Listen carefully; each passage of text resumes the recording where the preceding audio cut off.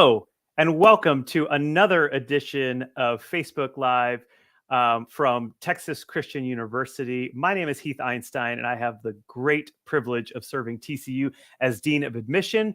And we are so thrilled to be with you this evening or this morning, depending on where you're joining us from. And I see we have people from all over the place. So welcome to Dandra from right here in Fort Worth, and Sally from Roanoke. Good to see you, Sally. I saw you last week on campus. It's awesome to see you here.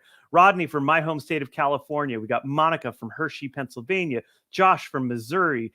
Aaron from San Diego. We've got Lorena from Costa Rica. So awesome to have everyone with us. We have a really, really special program tonight for you.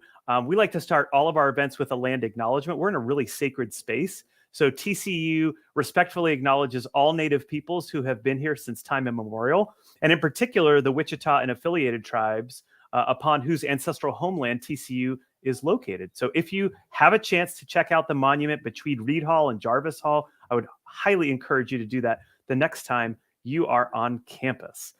Okay, if you have been with us before, you know that on these Facebook Live events, we are completely unscripted. I don't know what is going to be said tonight. I don't know what I'm going to say within the next 30 seconds. It just comes out naturally. But we have a great topic tonight, one of tremendous interest, I think. And I know that for a fact because we have a lot of folks who ask questions on Instagram even before we started. So I know lots of people want to know about Greek life at TCU. So go ahead, if you haven't done so already, pop in as many questions as you can or as you want. We're going to get to as many of them as we are able to over the course of the next approximately 57 minutes. We're going to go around and introduce ourselves. I've already done that. And then we're going to just open it up for questions. And we want to be able to answer anything that you have. So I'm going to throw it over to my colleague, Brooke Scoggin, who's going to introduce herself. And yeah, take it away. Good evening, Brooke. Hi, thanks for having us. As Heath said, I'm Brooke Scoggin, and I have the privilege of serving as the Director of Fraternity and Sorority Life. And I am also a TCU alumni, so I adore this institution and feel very, very grateful that I get to work here every day, that now TCU pays me to come here, which is so cool. And I get to work with the wonderful students you're about to meet below. Yeah, well, speaking of whom, why don't we start with Megan? Hi, I am so happy to be here tonight. My name is Megan. I am currently a senior at TCU. Last year, I had the privilege of serving as the Panhellenic president, and I am originally from Southlake, Texas, and I'm currently pursuing a undergraduate bachelor's degree in political science. Great to have you here, Megan. Bo, how are you? I'm doing great. Hi, everyone. My name is Bo Poitevent. I'm currently a junior, and I'm from Fort Worth, Texas. And right now, I am the Interfraternity Council's Chief Justice. Fantastic. And we also have Layla with us, whose video is not working, but her audio is working. So we will capture her opinions via audio. And good evening, Layla. How are you? Hi, I'm doing well. My name's Oh, there you are. Fantastic.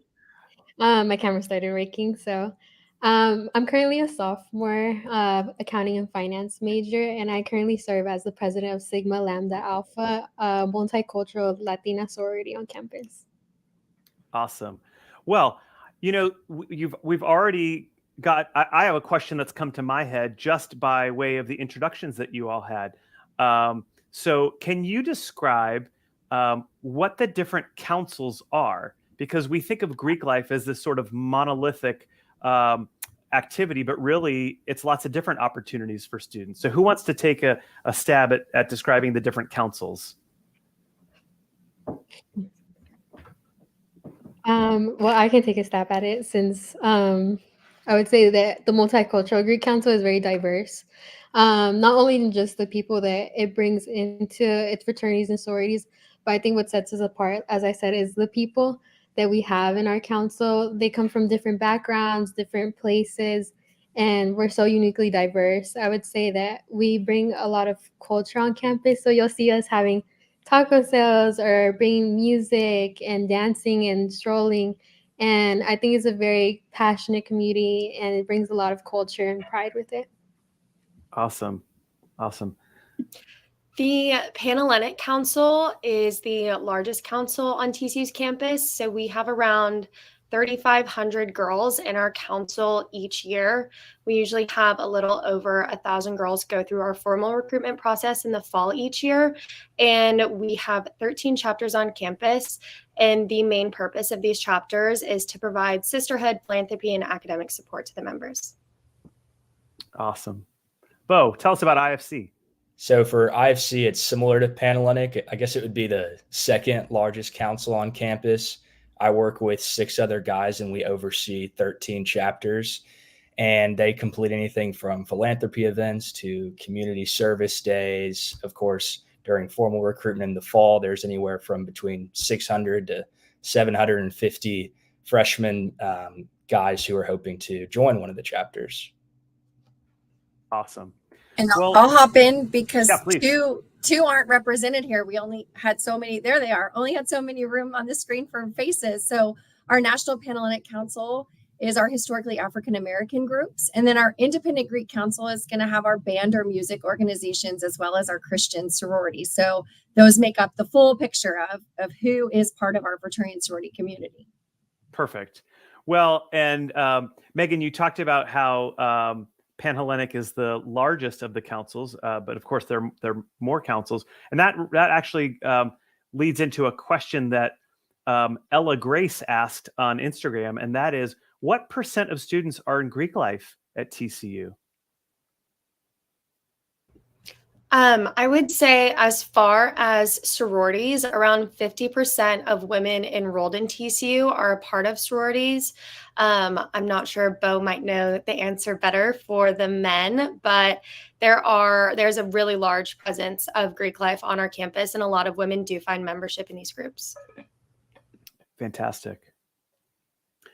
That leads to a question that I have, and there we go, 54%. And I think it's a little bit more for the women, a little bit less for the men, but it averages out to about that. Caitlin Giroux asks, and this is a question I would love all of our students to answer, what are the advantages to joining Greek life? So Bo, why don't we start with you? What are the advantages? I'd say that one of the biggest advantages is from day one, the start of your recruitment process with whichever council you decide to pursue or participate in recruitment under. You begin to meet friends and other, guys or girls that are interested in similar chapters to you. And then as you visit different houses and different events, you get to meet guys who are from different states, different upbringings, different backgrounds. And that's a huge benefit. As you start your classes at TCU, you wouldn't believe how many people you would already recognize just based on those you meet during your recruitment process. And that would be the biggest benefit that I would see absolutely from the start of, the process. Layla, what about your perspective? As I said earlier, I would say that MGC, we bring a lot of culture and diversity onto campus. So I think one of the biggest benefits of joining is the connection you make with people. I know for myself, I've definitely found a community within MGC and know that I can always rely on my sisters or other people within the council to help me. And it's always nice having a familiar face in class or on campus. And honestly, I think it just brings in such a community at TCU and makes you want to stay on campus. Awesome. Megan, what do you think are the advantages? Just echoing Bo and Layla, it is really great to see so many familiar faces and just to be able to make friends so quickly, especially at the beginning of your college experience, which can typically just be scary and overwhelming. But I've also found that post-grad, I'm a senior this year, so I'm looking for jobs, and sororities are a great way to network because you have a network that expands beyond just Fort Worth or TCU. You have a national network of sisters, and it's a really wonderful way to get connected in a lot of different fields that you wouldn't expect. Yeah, those are all outstanding points. We talked about, or someone mentioned, I think Bo, you mentioned that even during the recruitment process, how you can meet people. Can you all walk us through what recruitment looks like? And is that something that happens in the fall semester or the spring semester? Let's see, Megan, maybe why don't you start this one? Yes, so the Panhellenic Council, we have formal recruitment in the fall, and that takes place the week before classes begin at TCU. So this year, I believe it starts on August 10th, and it starts or move in for women who are going through Panhellenic recruitment will be on August 10th, and recruitment begins on August 11th. And our bid day, so the last day of recruitment, is the Sunday before school starts. And some chapters, depending on their chapter sizes, are eligible for continuous open bidding, or not like COB, and that happens typically in the spring semester. Got it. Layla, what about in your council? Does it work similarly, or is it different? So our council is a little bit different because um, our council actually does both rush in the fall and the spring. And how our rush looks like is it's actually a secret process. So you're actually not allowed to tell anyone that you are joining. Once you are in the process and you receive a bid is when your process technically begins. And this is also in respect to the people who have come before us and the Divine Nine and PHC. Um, so you aren't allowed to tell anyone you're in the process. And during this process, you're bonding with your line sisters, which are the girls that are joining with you. And you basically learn history of the sorority, the Greek alphabet, other information important to the sorority, the secret handshake, secret codes. And at the very end of your process, we have something called a probate or a new member presentation where the line sisters and all the girls, the PNMs, potential new members, are presented and they present the information they learned during the process. And basically, it's just a accumulation of all the hard work you've put in over the semester. So our process is actually a semester long. Bo, how does it work with IFC? Is it as structured? It's more or less structured. So in the fall and in the spring, chapters are welcome to participate in a formal rush. In the fall, all 13 chapters will do so as you would see at any other school. And formal recruitment starts on August 18th for the guys this fall. And then next spring, depending on numbers within each chapter, each group can decide whether or not to take a spring class.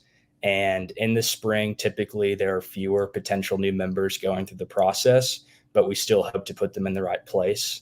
And so informal recruitment is also allowed under IFC, and that can happen anytime over the summer. Most commonly, I'm a Kappa Sigma here on campus. And so for us, that is usually meeting kids for lunch or dinner whenever they just happen to be in Fort Worth.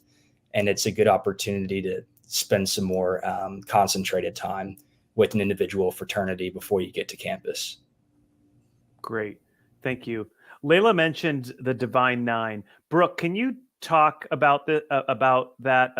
Daryl asks, how large is the Divine Nine presence on campus? Yeah, I'm grateful for that question. So NPHC is also known as the Divine Nine nationwide because there's 9 organizations that make up NPHC anywhere. And so at TCU, we actually have 6 chartered to our institution.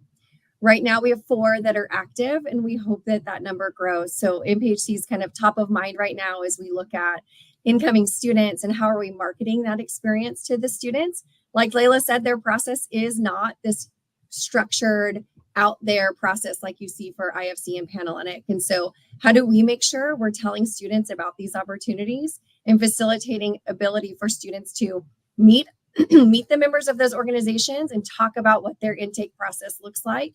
And that way they can really express interest in the org that most aligns with who they want to be. We'll also do that with MGC. So discretion, sort of the name of the game among those 2 councils in particular. And a lot of our MPHC groups, in fact, most of them cannot take first semester, first year students. They want them to earn some hours at TCU to let them settle in, see what their grades are. And that is their national policy to not allow that. However, they can still interact, and they certainly have events and ways to let students get to know who's in the groups. Well, that policy is a really good segue to a question that Cole Kipker asked on Instagram.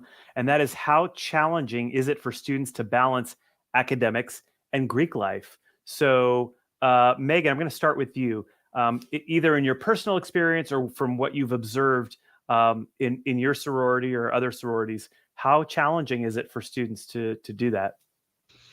I know in my own experience, and I think if not all, then most other Panhellenic chapters on TCU's campus in their new member program, they require a certain number of study hours per week as you are working your way towards initiation when you are still considered a new member.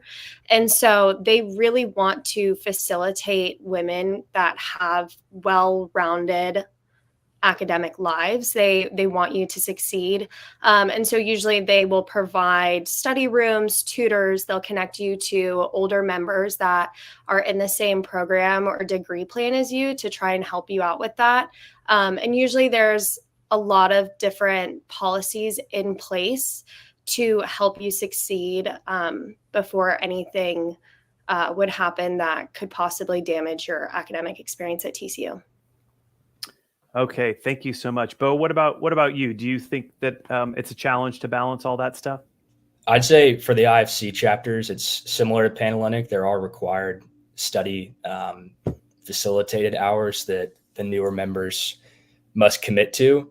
But on a different note, I'd say that kind of the beauty of college is you got to learn to balance your time between all of your different obligations, whether it's a fraternity or sports, clubs. You'll realize once you come to this campus how many different opportunities there are. And so whether you're in Greek life or not, the challenge that everyone faces is having to balance all your time and putting in the hours whenever you need to study. And that's kind of just the reality of it. Layla, I saw you nodding along. It sounds like you would be in agreement with that. Yes, I totally agree. I mean, one of our pillars is academics. So we do require our girls to do 20 hours of studying each week. And we have an accountability form for that as well, just to track their hours. So would you say, because we had a question that's sort of built on top of this, Shandy Talley asks, can students do both the Honors College and Greek life? So I don't know if any of you are in the John V. Roach Honors College, but whether you are or you're not, I'm sure you know people who are in the Honors College and who are involved in Greek letter organizations. What's been your experience there with students having that added academic dimension? And anyone can jump in.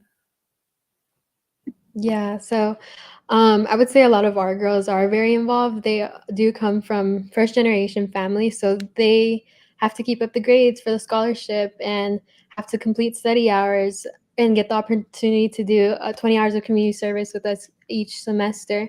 So I know it can be a lot, and honors college is very demanding as well. I'm personally in NLP, which is kind of the partner of Neely Fellows, which requires people to be in the honors college. And I know that can be demanding as well. But honestly, what's helped me the most is time management. Having a calendar, managing my time, doing my assignments ahead of time, and looking at my week ahead of time instead of the night before has really helped me in my college experience to stay on top of things and stay organized, especially as president, because I am in charge of not only myself, but other people. Yeah. Anyone else want to chime in about balancing the Honors College? I would just say I'm personally not in the Honors College, but I know a lot of women who are in the Honors College and are also in sororities. And I would say, if anything, they're celebrated by their chapter for academic achievements. And like I was saying earlier, like your chapter will do everything they can to ensure that you maintain a really strong academic record at TCU, because each chapter also has an average GPA. And so it can get a little competitive. Everyone wants to have the best GPA. And so people are really striving for the best grades, as well as being, a fantastic chapter. Excellent. Okay. Now, you all didn't realize this when you agreed to participate in this Facebook Live event, but we have a tradition every month, and that is we do dad jokes. And so I have a question, and we're going to see who can guess the right answer. Okay, it's a little competition here. Okay, remember, this is a dad joke, so put your best pun hat on. Okay, here's the question. What did the dad who was scared of elevators do? What did the dad who was scared of elevators do? Anybody? Y'all, he took steps to avoid them. All right. I see you all laughing. Good job. Okay, let's move on to our next non-dad joke question. And that is, I'm going to ask Brooke to respond to this question from Laura. And it is, if you join as a freshman, when do you move into the sorority or fraternity halls?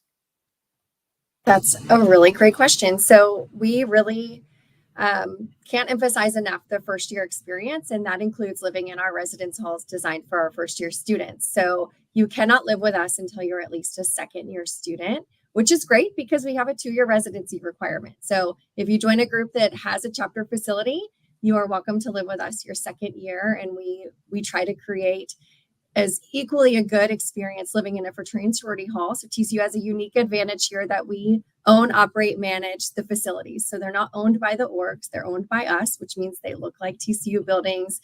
They're treated like TCU buildings. They're staffed like TCU buildings because they are TCU buildings. And so your sophomore year, you can live with us.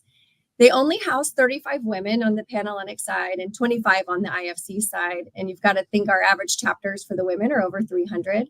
And the men sit at about 150. So it's a really small segment of our population, but I'm really proud of our village. It is beautiful, and it is quite the place for community. Even if you don't live in, students are hanging out down there. We've got monuments set aside for our MPHC, our MGC, and IGC. So there's gathering places. So our whole community is represented down there, and it's just really, really lovely. I remember when those buildings reopened. Gosh, Brooke, it must be, I don't know, 6 years ago now or something like that. And our office took a tour of them, and we were just blown away. And I'm sure that they're, if I know TCU, they're still in pristine condition. So yeah, our students are very fortunate. Okay, I'm going to ask I've got two questions. I'm going to ask them one at a time, but they're sort of the flip side of the same coin. So I'm going to start with a question that Heather Howery asked on Instagram ahead of time. How do we get to know what fraternities there are and which is the right one for my son? And I think we could extend this to the women too. Like, how does someone know which chapter is right for their student? So Bo, since it was asked about the son, we'll start with you. Definitely. So I'd say first and foremost to look at Instagram for any of the IFC's 13 chapters. Each of them, at least to the best of my knowledge, are always showing off what they're doing, whether it's raising money or community service events. Certain recruitment information is always released on there, but throughout the school year, they highlight the things that their members are doing. And in addition to that, the TCU IFC has its own Instagram where one of my buddies on the council highlights each chapter's own accomplishments, again, whether it's national awards or philanthropy events, community service, anything like that. And in addition, you can look online at any of the 13 chapters' individual websites with regard to TCU. And from there, it hyperlinks to their national organization. So if you're looking to see, what FICAP, what their flagship fundraiser is throughout the year, you can look and see what their communities look like, not only at TCU, but also on the national scale. And that's often a good way to better understand what each group stands for, what they prioritize, and of course, on the social platform, what they look like and who they are. Excellent. Thank you. Layla, how would you respond to that question of how would a woman know or a young man know which organization is right for them? Yeah, definitely adding off what Bo said. I think social media is a great tool to get to know like the culture and kind of the vibe, you could say, of a fraternity and sorority. I know that's how a lot of our girls find us is through Instagram and through the TikToks we make or the posts that we put up or the community service that we do together and just things like that. You can definitely see the personality of a fraternity and sorority shine through Instagram. And then getting to meet those people in person just furthers that of what you found on social media. I would definitely recommend stalking the page, which kind of sounds funny, but it definitely helps before going in, knowing like what you're getting into and knowing the girls, having familiar faces and making that connection too. Thank you. Megan, anything to add? Is it any different for the Panhellenic groups, I or mean, the students looking at Panhellenic organizations? yeah, I would say it's really similar to what Bo and Layla were saying. Definitely going on social media and looking and going on the national website. All of the national websites publish what their philanthropy is and usually what their core values, or if they have a mission statement. And if that resonates with you, that's really special. But also kind of keeping in the back of your mind that each chapter at different schools is a little bit different. And so just going into the recruitment process with an open mind, because it is a very unique and individual process. And so it's kind of up to you and how your experience is in each house. So the flip side of that, the second question that I'm going to ask is from Megan Bijan, which is, what are you looking for in a potential member? So as you're going through the recruitment process from the recruiting side, what are some of the qualities that you're looking for in our young men and women? Who wants to take a stab at that one? Megan, why don't you lead us off? It's a very hard question to answer. I think TCU's Greek life community is so strong and has such an amazing presence because it's made up of so many different people and personalities and backgrounds and values. And that's what makes each chapter so special. As far as being able to answer that question, I know a lot of chapters, at least during the formal recruitment process, do have some sort of academic requirement. And so usually you do need to have a certain GPA just to participate in the formal recruitment process, but some chapters do set that bar a little bit higher. And most chapters are looking for a woman who is well-rounded. She has experience in leadership. She has a strong academic presence. She has maybe some philanthropy experience, and someone that they could see as a sister or a friend in their organization. Great. Layla, you were about to say something, I think, and then I threw it to Megan. So how would you respond to that question of what are you looking for in a potential member? I think Megan did a great job of answering the question for us. We do look for, kind, intelligent young women, especially in SLA.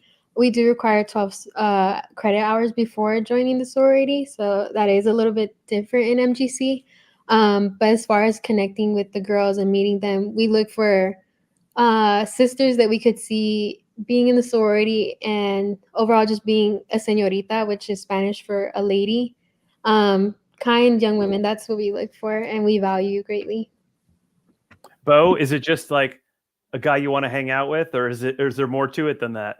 It can be, unfortunately or fortunately, the guys process looks a little bit less formal. I already mentioned that over the summer, there are informal events, whether it's getting to meet people over lunch or dinner. Those are something that can really mean a lot for a potential new member coming into the process.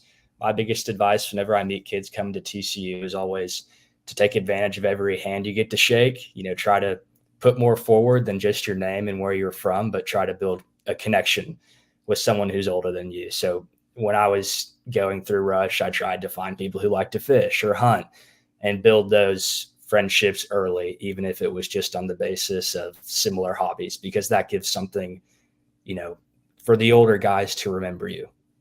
If that makes sense. It does make sense.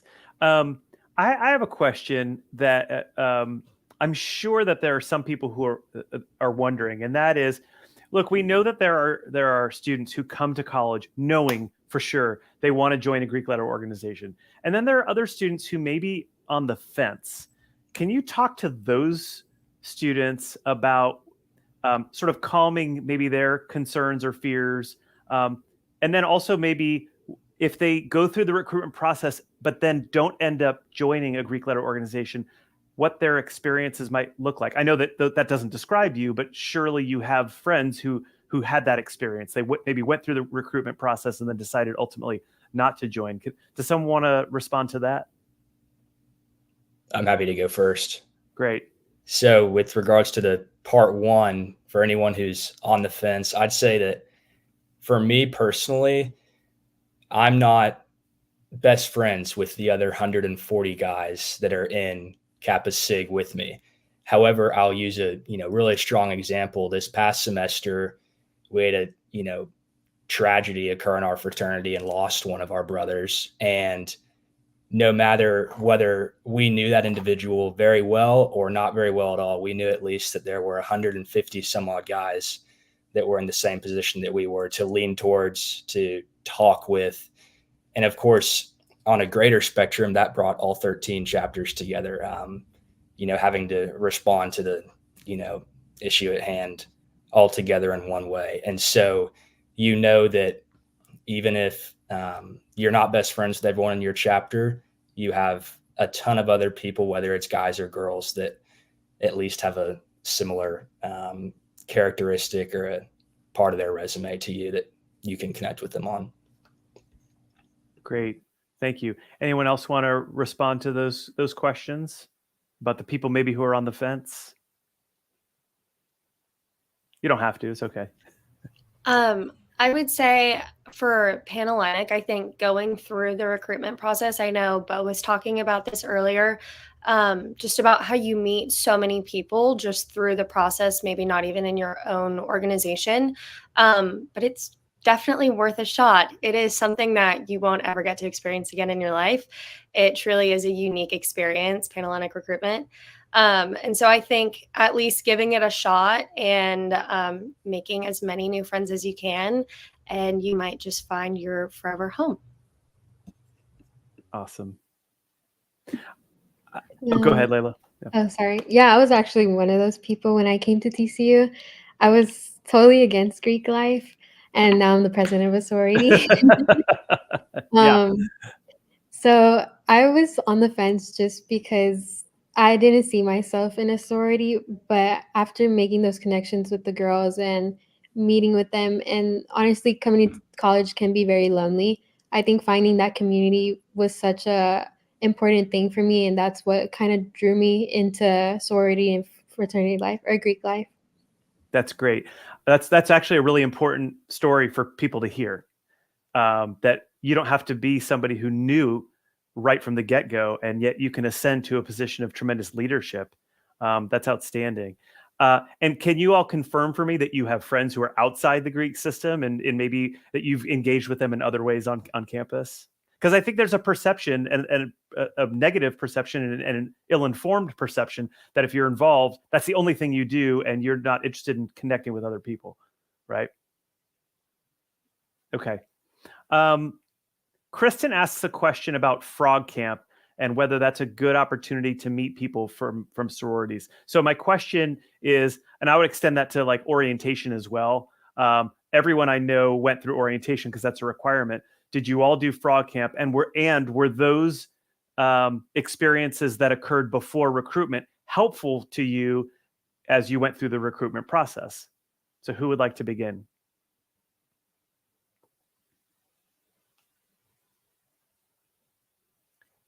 How about Layla? Yeah, I actually did Frog Camp. I did the overnight stay at the cabin, I think Challenge B. And although I'm not sure that I met any of my current sorority sisters there, we actually found out later that we were at the same Frog Camp. I do think it was a valuable experience in meeting people outside of Greek, like as y'all were talking about earlier. I definitely made connections that I still have to this day, and honestly, just made me feel that sense of community more going into TCU. As I said, college can be daunting, so I think meeting people before school starts can really help during the first few weeks here. Excellent. Bo, what about you? How did Frog Camp or orientation impact you, if at all? So I was a transfer student, meaning that I did not go to Frog Camp, at least not in the same light that incoming freshmen would. However, I would always recommend going to it. It's a good way to meet other people who are in the same boat as you. And whether you know it or not, they could be just as nervous or just as scared as you are. And so that's always a comforting thing.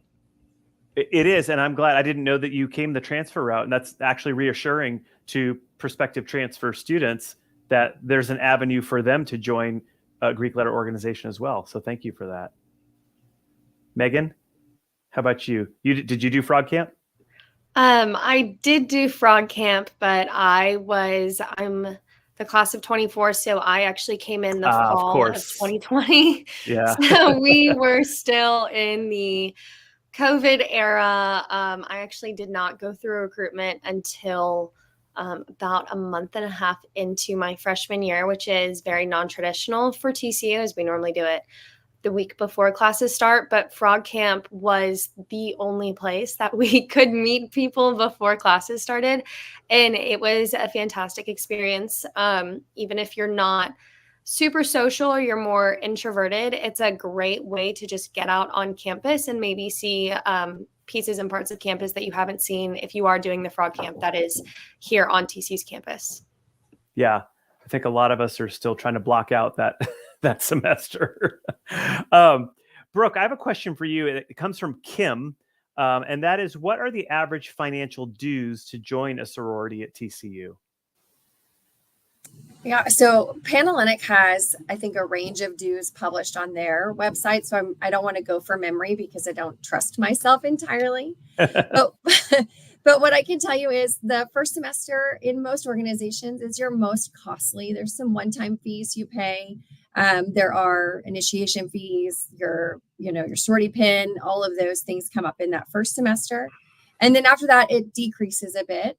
I will say, comparative to other schools, our dues are lower. So it's because we own and operate the houses. So that is, if you're looking at, if you have friends at other schools at UT or Arkansas, somewhere where the sorority or fraternity owns the house, if you're looking at house groups, their dues will be a bit more than ours. So you'll see a little difference there.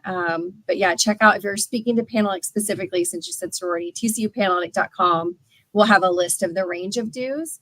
And then as students go through recruitment, in the third round, our chapters all have to disclose all of their financials to the prospective members. We know that students are informed consumers, perhaps now more than ever. And so making sure that people know what that financial commitment will look like for them is really, really important. And so we publish those for them. They're able to look at them and ask questions of the women. What do these dues go to? What does it mean? What is this fee? And we encourage the potential new members to do that. And we've heard students say, I like both of these groups the same, but this one I can make financially work. And so it can be a deciding factor for them. And so I'm really glad that program exists, because I do think it makes, like I said, informed consumers and gives students a real clear picture on the Panhellenic side of what their financial costs will be. Thank you. Okay. Time for another dad joke. Is everyone prepared? Not everyone nodded. Okay, that's all right. Here we go. Why did the dad put peanut butter in the road? Why did the dad put peanut butter in the road? To go with the traffic jam. To go with the traffic jam, right? Bo is not into these dad jokes. Okay, that's all right. I can live with myself still. All right. Let's see. We talked earlier about academic standards and how when you're going through the recruitment process, you'll have study hours that you need to maintain. Jessica asks, can you speak to GPA and or other requirements for men to live in a fraternity house? Notice how she's concerned about men keep maintaining their GPA, not the women. I won't take umbrage with that, and she's probably right. Anyway, Bo, can you talk about standards to remain in the house? Sure. So I know that it looks different between the guys and girls, and it probably looks different even within each chapter.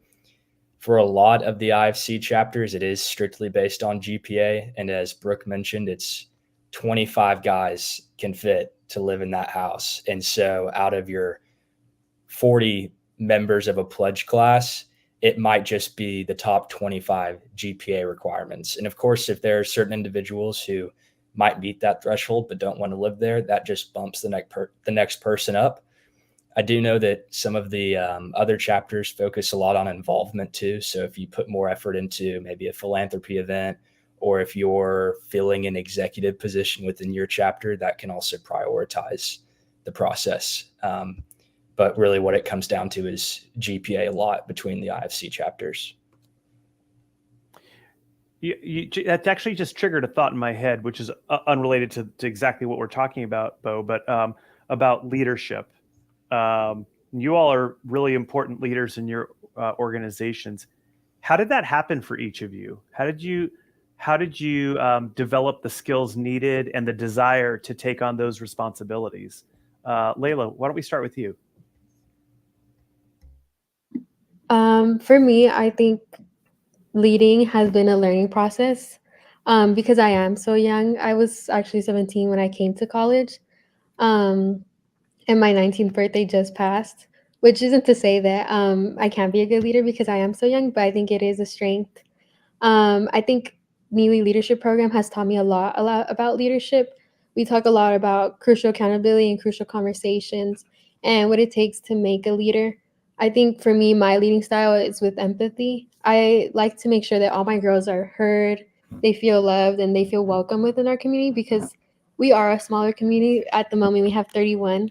So it is easier to be more personable within my sorority, at least. So I think for me, leading is to make sure that everyone feels welcome. And I think developing those skills has been crucial from learning from others, learning by example, and learning from other experiences within TCU. Bo, what about you? So for the IFC Council, myself, and I already mentioned this, but myself and 6 other gentlemen were elected to oversee each of the 13 chapters. And so my role is the Chief Justice, and I am responsible for maintaining and interpreting the IFC's constitution and bylaws. So if a fraternity wants to host a rush event or recruitment, event during the week, they can reference the Constitution and bylaws and see the process that they must follow in order to do it legally, if you will. Otherwise, I'm also responsible for amending the Constitution. And if the fraternities or the chapters wish to change something about our operations, it would go through me, and then we would later on vote it between each of the presidents. And so myself and the rest of the council were elected by each of the chapter presidents to be the liaisons between them and then directors or administration on campus. Wow, we have a future Supreme Court justice in our midst. I like it. Megan, how about yourself? Before I served as the Panhellenic president, I was actually the Panhellenic delegate for my chapter.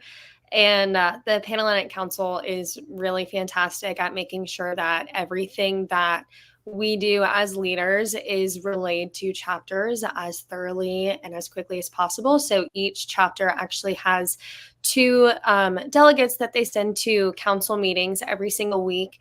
And our exec board will meet with those delegates, and we will discuss what different chapters are doing, different philanthropy opportunities, and things like that. So I served as the delegate for my chapter, and then I ran for president and was elected through the nominating committees of our 13 chapters. But I think leadership at TCU is not hard to come by. Our campaign slogan for our 150th anniversary is literally lead on. And so TCU really celebrates student leaders, and they do everything in their power to help us become leaders. And it's definitely a constant learning process. Leading your peers is probably one of the most difficult things. Like, as Layla was saying, when you're a leader and you're the same age, you're younger than the people that you're leading, it can be difficult. But we had amazing advisors. I had Brooke advising me in my position last year.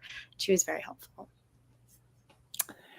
That's very kind of you to say. And Brooke, I'm going to ask you a question now. And that is, now a lot of the folks who are participating online right now are students, but a lot are also parents. You and I are both parents. So I want to talk to the parents now who may be concerned over hazing. That's a big topic on parent Facebook pages and when it comes to fraternity and sorority life. Can you talk about what TCU's policy is about hazing? Sure. And it's a sad truth that it follows fraternity and sorority life, that hazing has kind of become really associated with us, though not unique to us. You'll hear about it in athletic groups and in marching bands and in various and sundry different places, but it certainly is often attached to our organizations. And so we take it really seriously. We talk about it. And I think that's very important, that we don't shy away from it. We don't try to hide it. You can see on greeks.tcu.edu, we'll have a community standards section. And in there, it lists every conduct violation that's come to our awareness. So probably not everything that has happened, but anything that's been reported to us, and what the outcomes were, whether the organization was found responsible or not. And that would include any hazing allegations. Those are on there.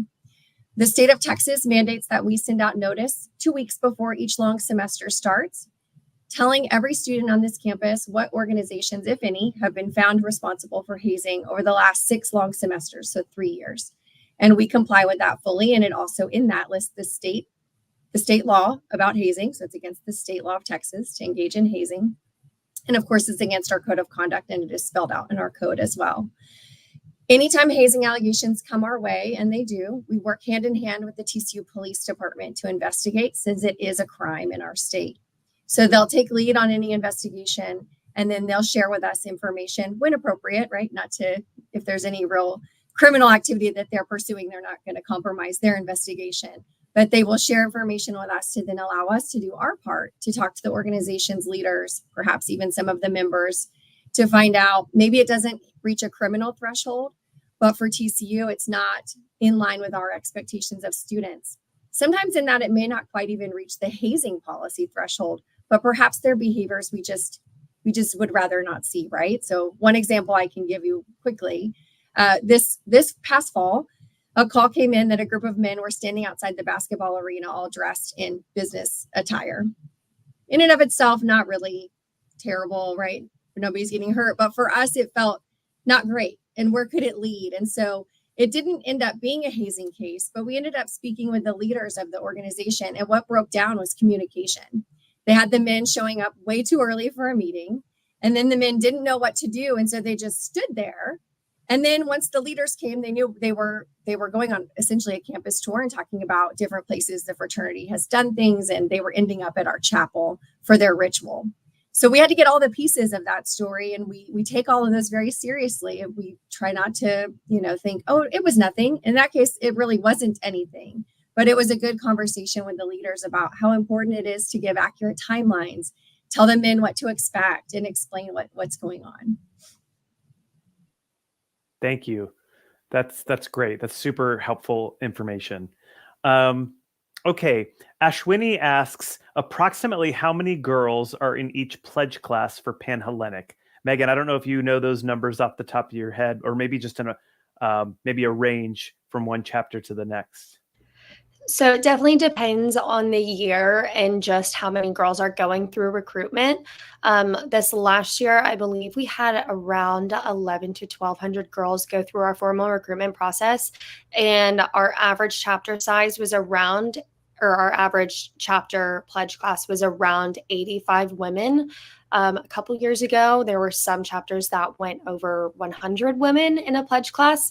But typically it will fall between 75 to 100. We also just got a new chapter, or we rechartered Kappa Delta on our campus this last year. So that will bring the average pledge class size down, because we're splitting the average between 13 chapters instead of 12, but typically somewhere between 70 to 100 women. Thank you for that. And actually, that leads me directly into a question I have for Brooke. This is just from my own knowledge. I don't think anyone else asked this, but with our enrollment growing a little bit and growing a lot in recent years, but sort of marginally and with intention, how do we go about deciding when to bring additional organizations on? And are we continuing to have those discussions? Sure. So we love our admissions colleagues because they give us enrollment numbers regularly, and we have whole spreadsheets so we can predict our model. So like y'all are predicting your models, we're predicting ours too, to figure out, especially for the women, how many we think are going to go through, because we have to plan for that. So do we order 1,100 whatevers, or do we order 1,200 or 1,300 based on our predictive models that we use over here? I don't think they're as sophisticated as yours, but they get us pretty darn close. And so each year we analyze that. Right now, we don't have any more chapter facilities. And so on the Panhellenic side, that's pretty crucial. We could have a Panhellenic group without a chapter facility, but I don't know that it would be as great of an experience. And it certainly wouldn't be a similar experience to the 13 groups. So we have been steadily growing, but our chapters are healthy. They are large. I think 307 right now is our total, our average size. But they are manageable and they're doing well. But that is something we kind of keep our eyes on frequently. With our culturally based groups, that we've seen growth there too, as our enrollment has diversified and grown in those areas too. Students wanted more experiences that were aligned with that multicultural experience. And so we've been able to grow those councils as well. And like I mentioned earlier, hopefully our MPHC will resurge and we'll see some growth in that council too. So we're really, I think, adaptive to the student population and the changing trends there, and also making sure our groups are healthy before we add anyone else. Thank you. Anna asks, are there weekly meetings for each chapter? So I guess I'll pose that to all of you, because maybe it's the same or maybe it's different by council. But excuse me, Layla, why don't you start? Do you have weekly chapter meetings, or I guess how frequently do you meet for meetings and then other kinds of activities that you're doing?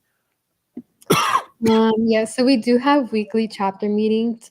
It's once a week. However, if you are on the executive board, you meet twice a week. So you will go to an executive meeting and then chapter meeting.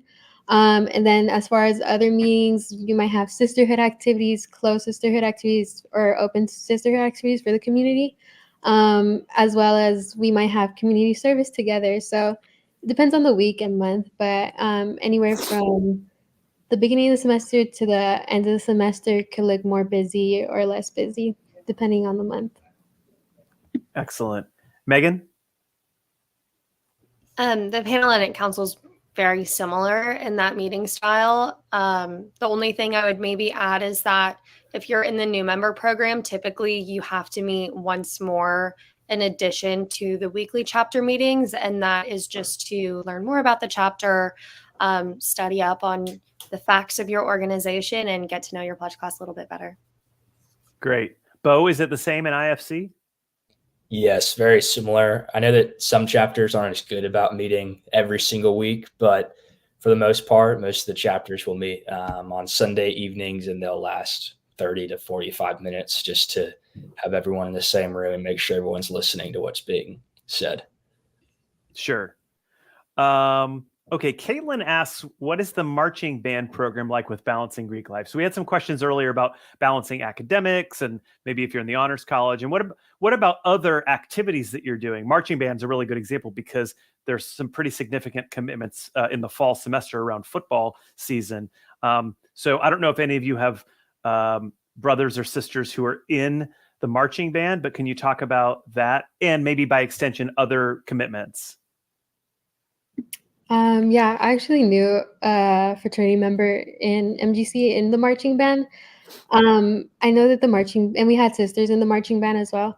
I know marching band can be pretty rigorous time-wise, I've heard. So a lot of afternoons, and you definitely get a workout in, I've heard. So you get to stay in shape. But as far as balancing it with Greek life, I know it can be a little bit difficult because of the time commitment. However, there are pros to it, as well as like getting to travel with the football team and getting to meet new people. So yeah. Anyone else have a different experience, or is that pretty much the same? Jibe with what you were. Okay. Oh, I had a question on the tip of my tongue based on something you said, Layla, and it has escaped me. Okay, that is fine. We're in the home stretch. And so I want to actually end on this question that was posed, and it's a really great question. This is how Jenny asks, or sorry, I'm not sure who asked this question. How has Greek life prepared you for your career and Life Beyond TCU. And I know some of you are a little bit closer to Life Beyond TCU than others, but so why don't we go Layla, Bo, and Megan, since Megan is about to graduate here. Yeah, so I actually have 2 more years left of TCU, which is very exciting for what's ahead of me and what's going on right now. I think Greek life has definitely prepared me for what is ahead. Being in a leadership position so young, quote unquote, I think has allowed me to really step into a larger role and have confidence within myself right now and going forward in like my future endeavors. I think leading people and being in charge of people has also taught me a lot of responsibility. Being on top of things, like I said, was such an important thing for me. So it has taught me a lot of responsibility. And moreover, it's just taught me a lot about connecting with people and valuing relationships that I make here. Because at the end of the day, I think for me, that's the most important thing, the relationships I've made at TCU. Awesome. For me, I will say with full disclosure that there's a huge transition between your sophomore and junior year, at least in my opinion. You go from wanting to have a lot of fun, meet as many people as you can, go to every single social event that you can. And then by your junior year, I'm a junior now. For me personally, I've definitely dialed back on the social events and some of the glamorous sides of the fraternity life. But I've realized that similar, the double blade sword of having 150 guys to rely on, the other side of that is that there are 150 guys that you have to learn how to deal with sometimes. And so we're all in college. We all want the best for our fraternity or for our parties or for our community service events. But realistically, we aren't always going to agree. And so I think that that's been a huge life lesson for me as I make my way out of TCU and into a career, whether it's working on a team or working with a company. I know I'm not going to particularly love everyone that I'm interacting with or spending time around, but it's important that you're able to compromise and listen to what other people need. And then, of course, implement your own ideas to best serve the community. So that's been big for me. That's a great, thoughtful answer. Thank you. Megan, I our think, soon-to-be graduate. and don't remind me. I think the 2 main things that my Greek life experience has prepared me for the real world is probably accountability and soft skills. Like Bo was saying, although on a larger scale in Panhellenic sororities, there are 300 women relying on me that I make the same great grades that they do to keep our GPA up, or that I relay the messages from the Panhellenic Council back to my chapter so they know what's going on, or learning how to own a mistake if you make a mistake, which is really important in leadership, especially when you're leading your peers. And then soft skills, especially during formal recruitment, you're doing a lot of talking, a lot of small talking, and a lot of trying to get to know people on a very deep level in a very short amount of time. And I think the soft skills that you can't necessarily learn in a classroom do come from all of the social interaction that you get in a sorority, and learning how to navigate a really large social group has been very beneficial.